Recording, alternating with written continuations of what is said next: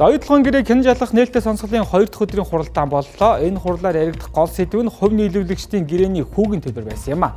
За гэвч хурал үндсэн сэдвээс хазааж хөрөнгө оруулалтын гэрээг үзгэлсэн албан тушаалтнууд хийгээд түүнд хяналт тавих ёстой албан тушаалтнуудын аж сонирхлын асуудлууд гол сэдв боллоо.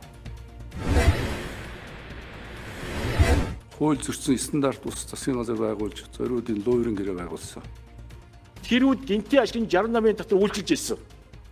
Гэтэл тэрийг биелүүлээгүй. Энэ бол хуулийн ноцтой зөрчил. Тэр бидний хамгийн том алдаа байсан. Тэжгүй байсан, баялгаа үнэлээгүй. Баялгаа үнэлээг байхгүй юу? Тэгээд хүмүүс бол яг зэрэгцэл сууж байгаа зөндөө худлаа ярьж байна. 2008 оны дэлхийн эдийн засгийн хямрал бас Монгол нөлөөлсөн. Тэрийг одоо оюутлогын гэрээл байгуулж иж аварна гэсэн юм одоо худлаа домог үүсгэжсэн. Тэр бүхнийг би дор нь яцааж, ярьж, хэлж, тайлбарлаж буцааж ирсэн. Энэ дотор одоо би Монголын эрх ашигын төлөө явж исэн гэсэн хүмүүс бүгд худлаа ярьж байгаа. Хуулийн гадуур цөөн тооны хүмүүстэй энэ гэрээг эцэс тэр нь хувилдаж хийсэн юм уу гэж харагдаж байгаа. 34% эхлээд аавна, үнгүй аавна. Яванда хөрөнгө оруулалтын нөхцөлөөр 50 билүү 50 нэгжүүл болно гэдэг ийм ойлголтоор конопцсон шүү. Ямар ч байсан энийг хөдөлгөе. Тэгээ барьцаа ахиулъя.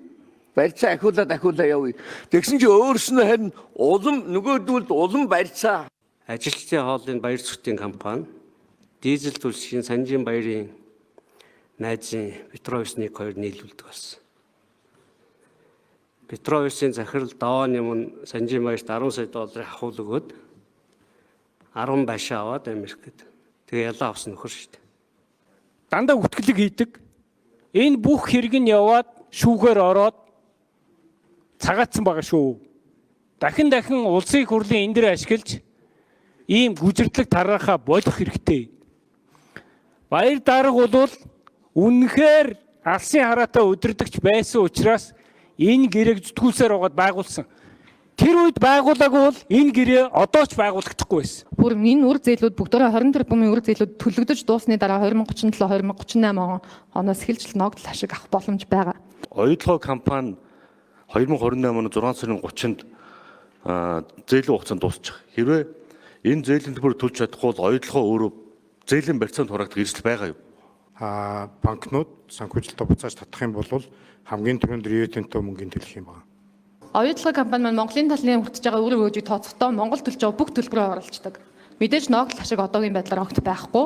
Төлж байгаа бүх татвар төлбөр за бүр нийгмийн даатгалын шимтгэлээ хүртэл оруулдаг. Энэ нь бол одоо яг бизнесийн залчмын хувьд бодоод үзэхэд хувь нийлүүлэгчдийн хувьд хүртэж байгаа ашиг бол биш. За иймэрхүү байдлаар бол өөрсдөө тооцоолоор 51% хүргээд тэрийг одоо бид нар шаардлагат хангаж байна гэсэн байдлаар явуулдаг.